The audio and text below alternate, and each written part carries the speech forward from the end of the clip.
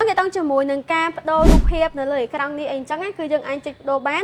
គឺយើងអាចចុចនៅក្នុង app របស់យើងមកយើងរកពាក្យយើងរកនេះយើងយកពាក្យថា white face អញ្ចឹងយើង scroll មកខាងស្ដាំបន្តិចមកយើងឃើញពាក្យថា edit អីចុចលើពាក្យថា edit នេះមកបន្ទាប់មកទៀតយើងអូសពីកន្លែង default reset 1 2 3អីហ្នឹងគឺយើងអូសមកខាងគេហ្នឹងយើងឃើញពាក្យថា choose from album អញ្ចឹងយើងចុចលើពាក្យថា choose from album នេះមកហើយយើងយក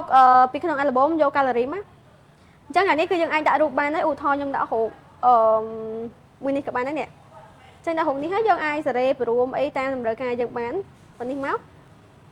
ហើយយើងចុចគ្រីសនៅខាងលើនេះហើយបន្តមកទៀតកន្លែងនេះគឺយើងអាចដូរពណ៌វាបានដូរពណ៌កន្លែង text color ហ្នឹងយើងដាក់ពណ៌អីក៏បានដែរមើលទៅវារៀងថើជាមួយនេះអីមក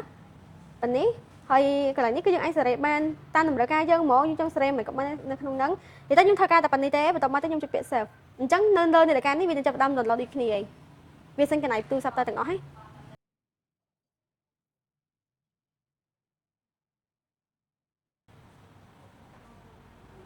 អូខេអញ្ចឹងនៅពេលដែលយើងដាក់ wallpaper ហើយគឺវានឹងចេញរូបឲ្យយើងអីនេះរូបខ្ញុំដាក់មិញហ្នឹងអូមតែប៉ុណ្នេះរួចរាល់ហើយអញ្ចឹងយើងអាចដាក់រូបផ្សេងៗដែលអ្នកគ្នាត្រូវការបានប៉ុន្តែបើសិនអ្នកគ្នាត្រូវការបដូររូបផ្សេងៗទៀតយើងអាចបដូរនៅក្នុងនេះថែមទៀតក៏បានដែរនៅក្នុងនេះគឺវាមានមកស្រាប់ហើយបើយើងចង់បានរូបថ្មីយើងចុចមកកន្លែង First Gallery នេះមក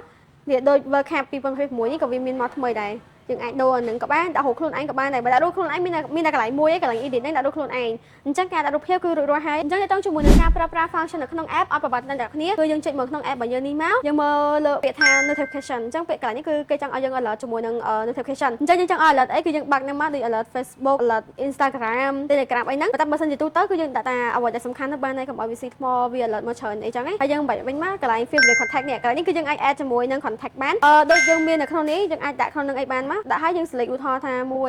3អីចឹងមកយើងចុច save មកចុចដានមកយើងអាច save contact បានអញ្ចឹងនៅពេលមានអាគេទេមកគឺវានឹងមានឈ្មោះមានអីស្រាប់តែម្ដងយើងមិនបាច់ធ្វើការ edit ច្រើនទេគេខលមកអីអញ្ចឹងព្រោះឯកសារនេះលេខការ Black Shark X-ray នេះគឺយើងអាចលើកខលបានអញ្ចឹង e-card នេះខ្ញុំប្រាប់មុននឹងហើយកន្លែង alarm នេះយើងអាច add បានឲ្យជួយដាស់យើងពេលព្រឹកអីអញ្ចឹងគឺបាននេះគ្នាយើងសាត់មកវាមានពីច័ន្ទដល់និយាយទៅមួយសប្តាហ៍ពេញហ្មងម៉ោងប៉ុន្មានធ្វើការ select អីគឺយើងអាច add alarm ក្នុងបានហើយខាងក្រោមនេះដូចជា calendar នេះគឺយើងអាច check មើលបានមាន calendar មាន